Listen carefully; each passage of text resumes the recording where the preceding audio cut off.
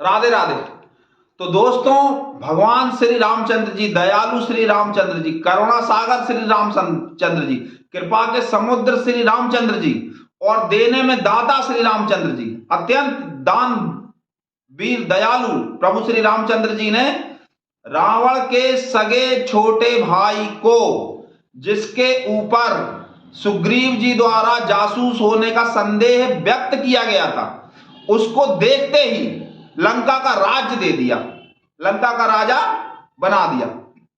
अब आगे क्या होता है, जैसे हम पहले चौपाइयों के माध्यम से देखते हैं, उसके बाद में उन चौपाइयों का अर्थ समझने का प्रयास करते हैं। तो चौपाइयां कुछ इस तरह से हैं। भगवान तुलसीदास जी लिखते हैं, अस प्रभु छाड़ी भजई जे आना, ते नर पशु बिनु पूछ बिसाना, पुनि सर्वज्ञ सर्व उर्वासी, सर्व रूप सब रहित उदासी, बोले बचन नीति प्रतिपालक, कारण मनुज दनुज कुल घालक, सुन कपीस लंकापति वीरा, केहि विधि तरिय जलधि गंभीरा, संकुल मकर उरग झस जाति, अति अगाध दुस्तर सब भांति, कह लंकेश सुनहु रघुनायक, कोटि सिंधु शोषक तब सायक, जदपि तदपि नीति असी गाई, विनय करई सागर सन जाई, प्रभु तुम्हार कुल गुरु जलधि, कहीं उपाय विचारी, बिनु प्रयास सागर तरही, सकल भालु कपिधारी, अस प्रभु छाड़ी भजइये आना, ते नर पशु बिनु पूछ बिसाना। तुलसीदास जी कहते हैं कि ऐसे उदार, ऐसे करुणामय, ऐसे कृपा के समुद्र, ऐसे करुणानिधि भगवान को छोड़कर जो अन्य विषयों को भजते हैं या भगवान को नहीं भजते, वो बिना पूंछ के पशु के समान है। निज जन जानता ही अपनावा, प्रभु स्वभाव कपि कुल मन भावा। और भगवान ने अपना भक्त जानकर विभीषण को अपना लिया और ये उनकी सेना को, कपियों के कुल को, बंदरों के समूह को, उनकी ये बात, उनकी ये रीति, उनकी ये कृपा की रीति बहुत ज्यादा अच्छी लगी। प्रभु स्वभाव कपि कुल मन भावा, पुनि सर्वज्ञ सर्व उर्वासी, सर्व रूप सब रहित उदासी। अब थोड़ा सा ध्यान दीजिए, लोग समझते हैं कि श्री रामचरित मानस सगुणोपासक, मतलब सगुण उपासना करने वाले, यानी मंदिर में भगवान की पूजा करने वालों का ग्रंथ है। नहीं, ऐसा नहीं है। यह तत्व का भी शिरोमणि ग्रंथ है।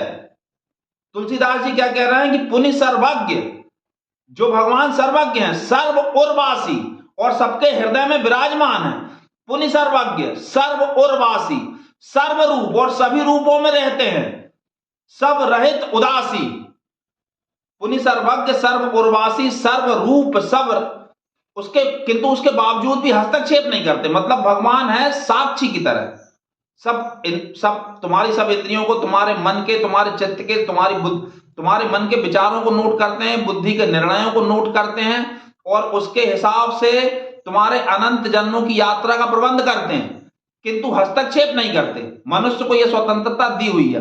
पुनि सर्वज्ञ सर्व उर्वासी, सर्व रूप सब रहित उदासी, बोले वचन नीति प्रतिपालक, कारण मनुज दनुज कुल घालक। तो नीति का उनको पालन करना है, तो बोले वचन नीति प्रतिपालक, नीति का प्रतिपालन करने के लिए वो वचन बोले कि सुन कपीस लंकापति वीरा, केहि विधि तरिय जलधि गंभीरा, कि सुनो अब अपने सागर को कैसे पार करेंगे।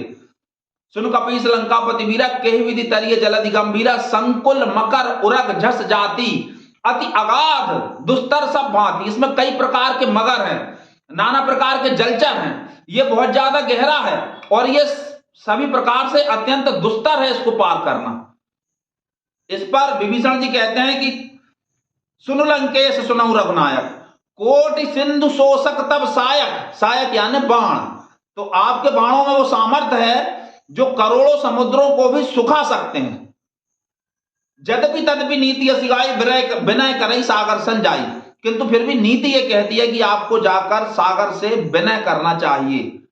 प्रभु तुम्हार कुल गुरु जलधि, कहीं उपाय विचारी, बिनु प्रयास सागर तरही, सकल भालु कपिधारी। और भगवान ये जो सागर है, ये आपके पूर्वज महाराज सगर के द्वारा खुदवाया गया था, इसलिए ये आपका एक प्रकार से पूर्वज है और ये आपकी बात अवश्य ही मानेगा यदि आप इससे जाकर के विनय करते हैं तो।